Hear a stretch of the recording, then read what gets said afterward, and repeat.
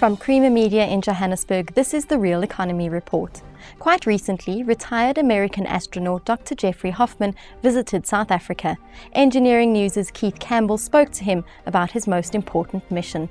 Dr. Hoffman accumulated 1,211 hours in space on 5 shuttle missions, including the STS-61 mission in 1993, which repaired the Hubble Space Telescope. I asked him which of these 5 missions was the most important. Well, there's no question that in terms of the overall impact, the rescue and repair of the Hubble Space Telescope had an enormous impact, not just for astronomers, but for the future of NASA. When we were getting ready to go up and work on Hubble the first time, there were many people who thought that some of these tasks were just too complex for space-suited astronauts and that we wouldn't be able to accomplish all the things. Old installation on Bay 8 of the Hubble Space Telescope, obviously. John's going to try to use the EVA ratchet to break the torque on that handle bolt. Do you have an MTL setting for it? No, I'm coming out. Cleared out, John. Battery expectors are, you made it. Something happened? I think you got it. So that was at the same time that NASA was trying to get approval from the US Congress to commence the construction of the International Space Station, which everybody knew was going to require a multitude of spacewalks. If we had failed to properly repair Hubble, it's very likely that we wouldn't have a space station today. That was the opinion of many people back then, and so we knew how critical the mission was, not just for the future of astronomy, but for the future of the US manned space program.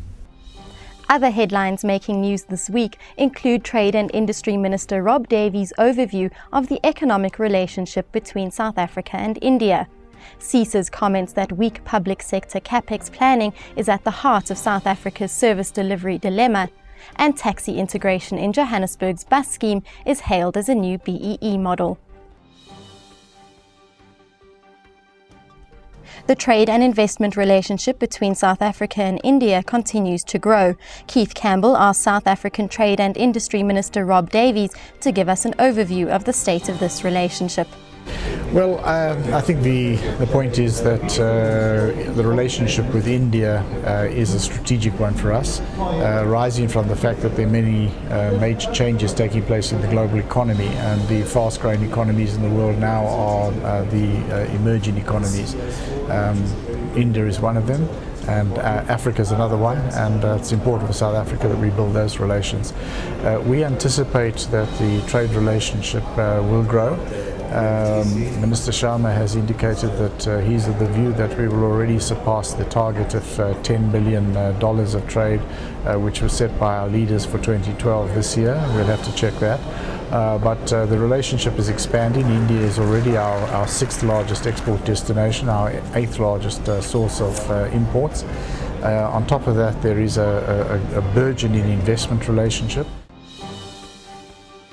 South African consulting engineers have expressed deep concern with the quality of capital project planning within the public sector, warning that the project of budget overruns and poor service delivery could grow unless active steps are taken. The specifications, the designs, the tenders, the documents are not well done, and contractors are having to tender sometimes for work that has not adequately been spec'd. And I'm not defending the contractors, but when you have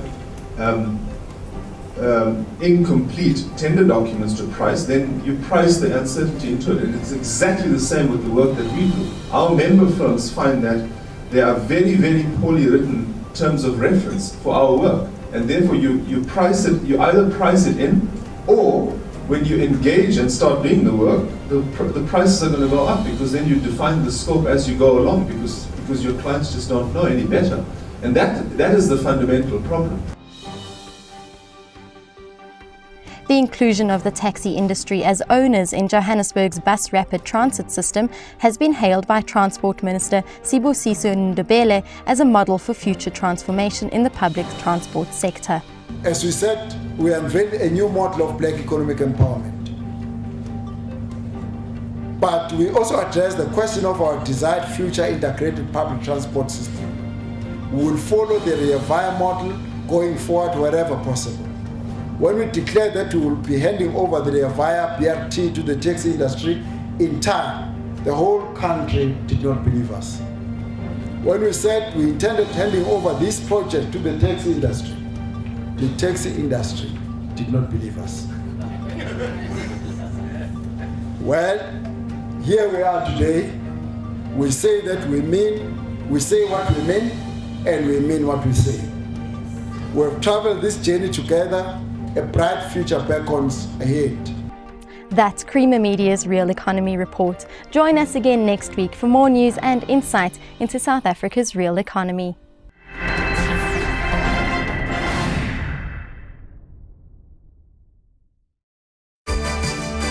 For 30 years, Creamer Media's Engineering News has delivered unmatched insight into South Africa's real economy. Subscribe now and go to engineeringnews.co.za for the real economy in real time.